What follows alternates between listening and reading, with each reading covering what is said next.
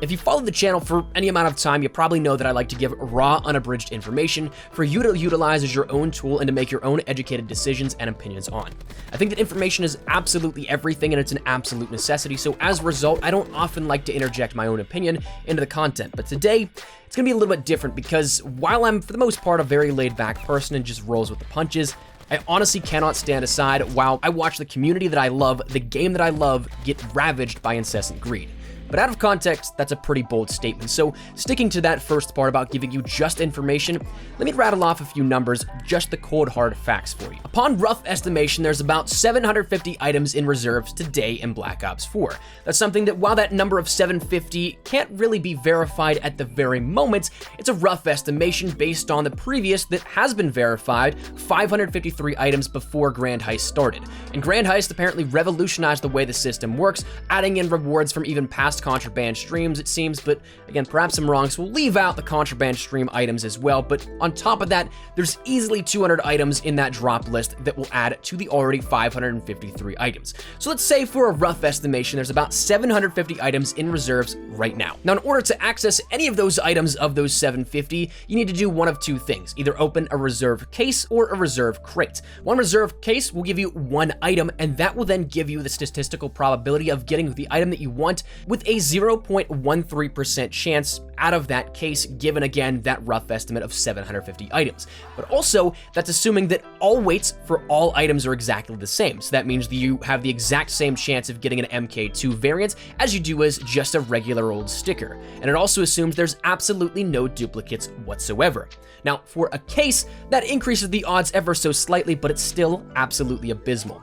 You end up having, out of that, for 3 items, the chance of getting what you want coming down to a 0.4% chance of that item rolling in that drop. That's absolute best case scenario, and just so you know, that doesn't actually happen. After 2.5 hours of gameplay, what you'll see on screen right now is what I got for all that in-game playtime, and it was a sticker that I already had. And no, I'm not just pissed off making a video because I got a sticker out of a reserve crate. I truly don't care that I got that out of it. It happens. I'm so used to duplicates. If you've been around the channel since Black Ops 3, I think for the first 8 months or so, I didn't have a DLC weapon. I'm used to bad luck with drops. I'm completely okay with it. That's not where my issue lies. We'll get to that in a second. But let's backtrack a little bit. Let's try and see the logic of the adjustment of this entire system, reintroducing crates or supply drops, if you want to call them that, and add in the reserve category overall. At first, it doesn't seem so bad. You get, let's say on average, 1 reserve case every 2 hours, and maybe that's generous. I'm still trying to pinpoint the exact amount of time, but my case earned was 2.5 hours of footage. So let's just say we give a little bit of a generous bonus here to this. It's 2 hours. Let's say you grind a tier 200. If each tier in the stream is roughly 1 hour of playtime, you're getting a reserve case every 2 tiers. So theoretically, you'll end up with, again, at best, 150 items per 100 tiers.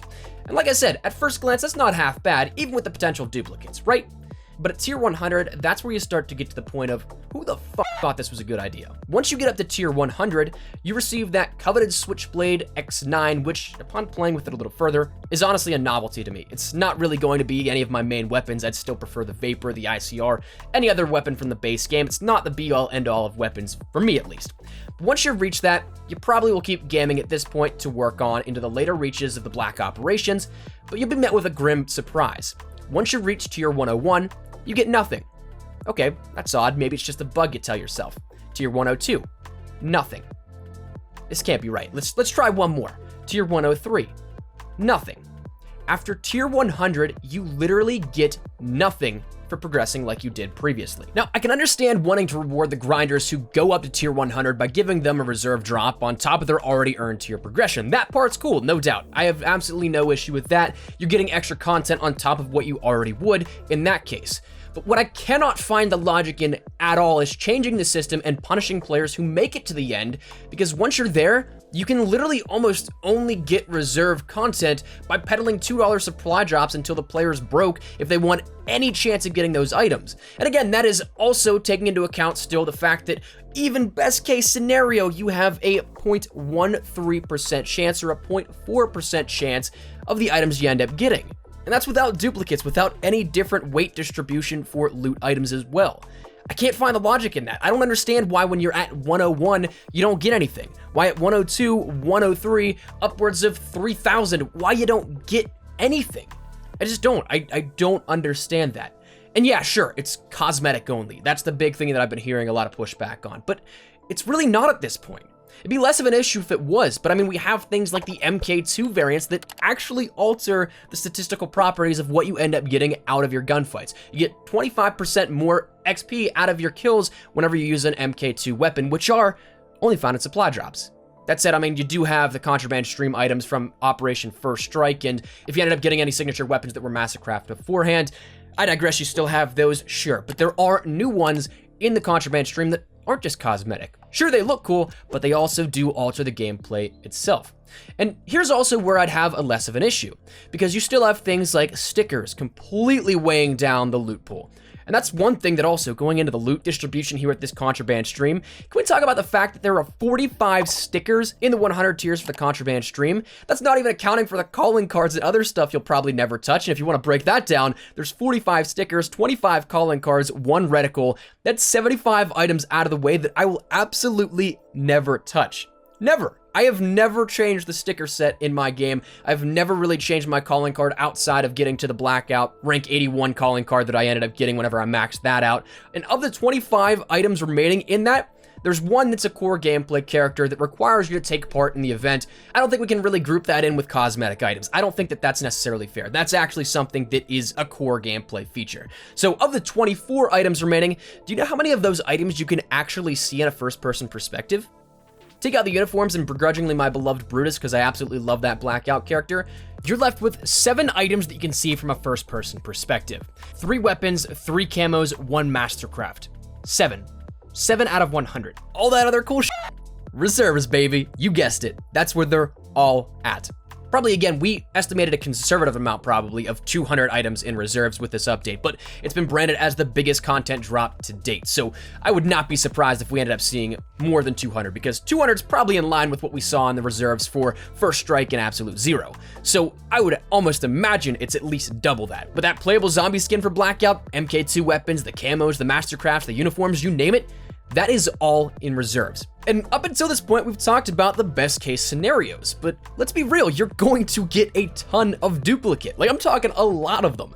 Before Grand Heist, there were a whopping total of 553 items in reserves already. That's not including, again, the contraband stream stuff from both events that may have even been added into the reserves right now, plus the absolute ungodly amount of items added already in. We're literally at where Black Ops 3's system probably almost left off, if not right before left off, was only halfway through the year. And it's pushing paid drops even more, because at least in Black Ops 3, you get to earn crypto keys at a relatively decent rate. And sure, you might be on pace for, say, a comparable time frame of 2.5 hours for a rare supply drop in Black Ops 3 to where you get now 1 reserve case, but at least you got 3 items then instead of 1, and if you broke it down, you could probably get a common supply drop every hour, which again, awarded you 3 items instead of 1. Even if they were subpar, you at least had a better chance of getting something you wanted compared to 1.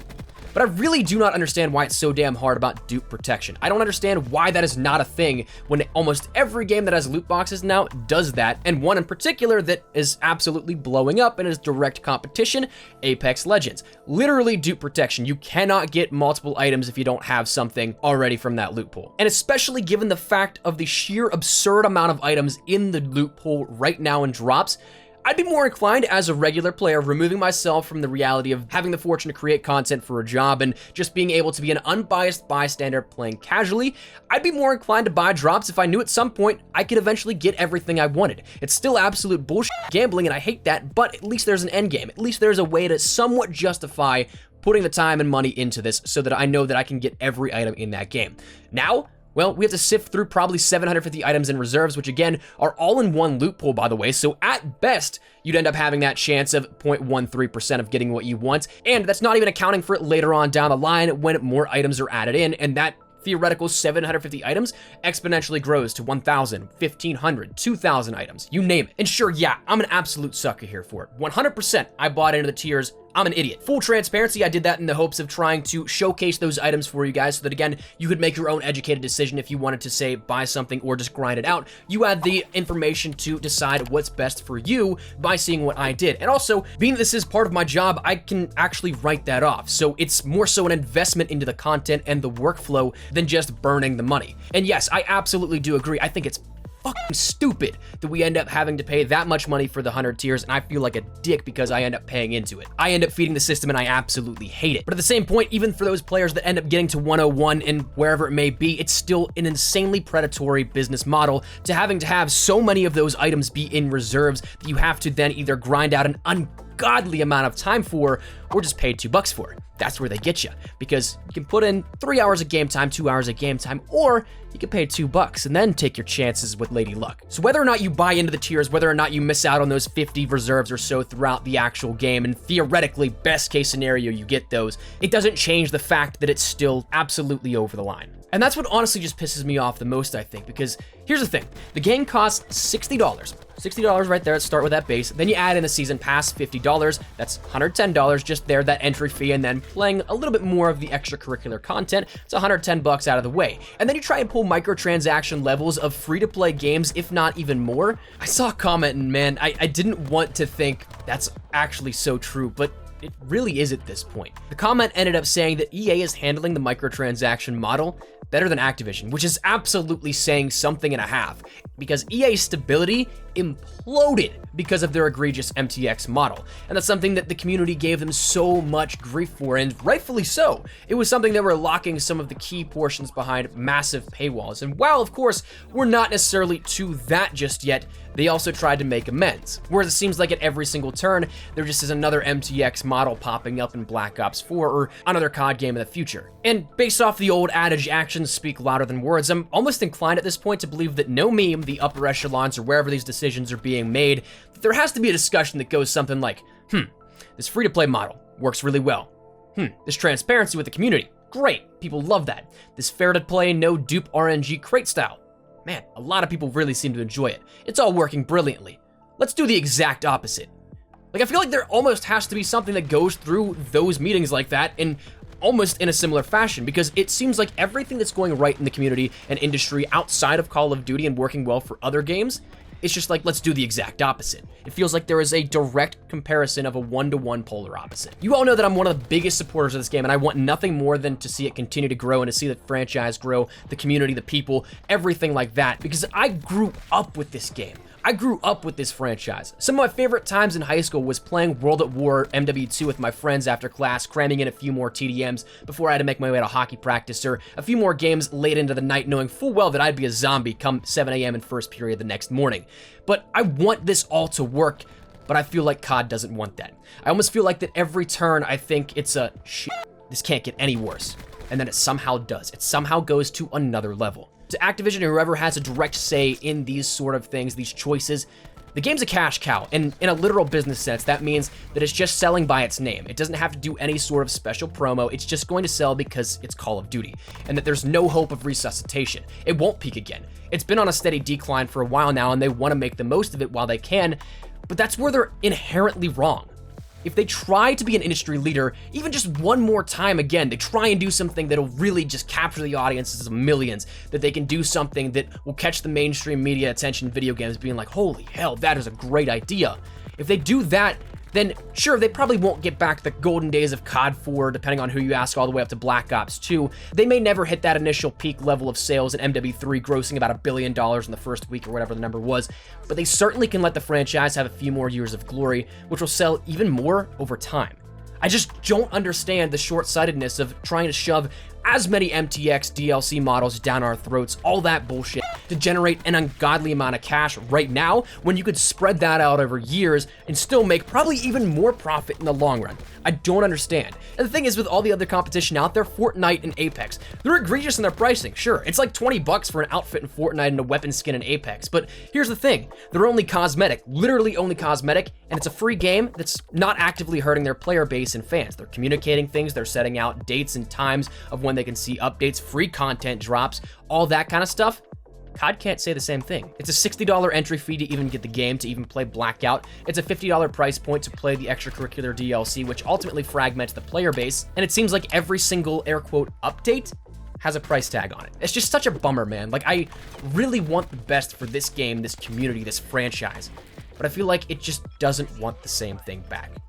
I don't know if this is a cry for help or something, where COD as like the theoretical person is just like, please pull the plug on me, or if it's something that I just don't know, man. I really don't. And so I guess coming back to the final wrapping points of this, just outside of just all the complaints and all the venting, I think that there's a couple of different ways we can make this system better. I think that if there's anyone at Activision listening, watching this video, please, for the love of God, consider this stuff. First thing, increase the earn rates for crates. 3 hours for one single item is so ass backwards. I mean, you had 1 hour for 3 items in Black Ops 3, not even taking some of the great innovations your competition or studio peers had. 3 items for 1 hour. That's literally what it should have been in terms of how this works, if we're going to even introduce this reserve by grind system. Then also, please, for the love of God, reintroduce Tier 101 plus reserves. Whenever you get up to that point, you should never just not earn anything, because not only one does it kill off any incentive to actually play the game after that, it literally ruins the entire purpose of the daily tier skip system. I've gotten my tier skips and I haven't gotten anything for it. Like, it's literally like, why do I even play? Why do I try to get that tier skip even? Coming back to the item amount, if it's not changed in terms of earn rate, please, for the love of God, make it 3 items per crate. Like, I still just can't get over the fact that it's 3 hours for 1 item. It's probably a common dupe sticker. Next, please, please, please get rid of the garbage where it's camos per individual weapon. Black Ops 3 sucked for that. It was absolutely awful. If at the very least, bring it up to just being weapon classification ones. So you end up having a camo for rifles, SMGs, shotguns. That is something that is still terrible, but it's not as bad. Each individual camo waters down the loot pool, and also it's just a huge pain in the ass that you have to end up grinding out and trying to get a camo for a weapon you might not even use, and miss out on all that time without a camo for a weapon you might actually use. Additionally, shout out to my zombies players, because you guys are so underrepresented right now, it's absolutely unbelievable. Yes, we ended up getting a new gauntlet, we ended up getting some cool stuff coming in the future, but zombies players, they can't even earn reserves for their playtime. It literally does not track towards their tier skip, and it literally doesn't give them anything here for this. Coming back to it, man, duplicate protection. With over 750 items in reserves, players again have it best. Coming back to it, that magic number of 0.13% or 0.4% chances of getting the items they want out of cases or crates respectively. That is ridiculous. That's absolutely ridiculous. And the fact that that is accounting for it without any duplicates, and that all items have the same drop rate, which is highly unlikely, duplicates make it so much worse. And I guess finally, pertaining to the reserve system, there's one thing that I kind of want to mention just in terms of the DLC model overall, but in terms of the reserve system, can we please stop with the overload of MTX in a non-free-to-play game? Microtransactions do very well in a free-to-play game because, of course, you don't have to buy them in a base game of a $60 game either, but for a free-to-play game, there's absolutely no entry barrier. And I'm fairly certain if you look at those earnings reports from Apex or from Fortnite, you're gonna make a damn boatload of money if you end up going free-to-play and offering microtransaction cosmetics.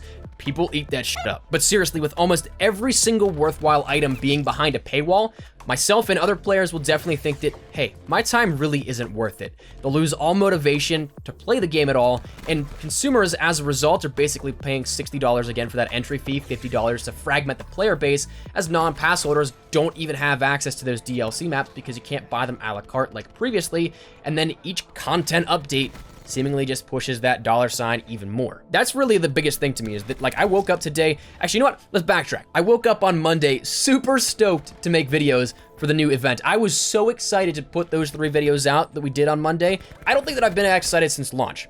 Then come Tuesday, yesterday I was miserable. I was miserable. I saw what happened here when you got to tier 101. I saw just how bullshit it was, and I was miserable. I didn't want to make content, and I didn't really want to make anything today, and I sure as hell don't want to play COD. I don't want to get on Black Ops 4 right now. I have no incentive, I have no reason to. And final closing point here, again, this kind of just wrapping everything up. The DLC model overall just sucks.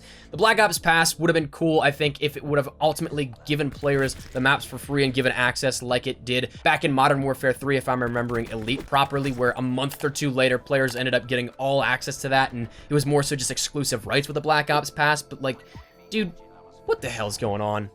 Come on.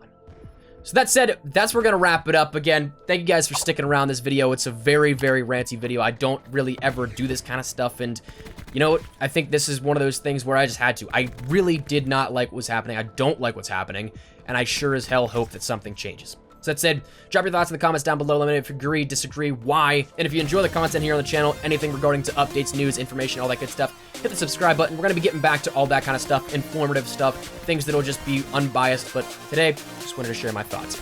That said, thank you guys so much for watching. My name is Espresso. I'll see you guys later. Take care, and peace.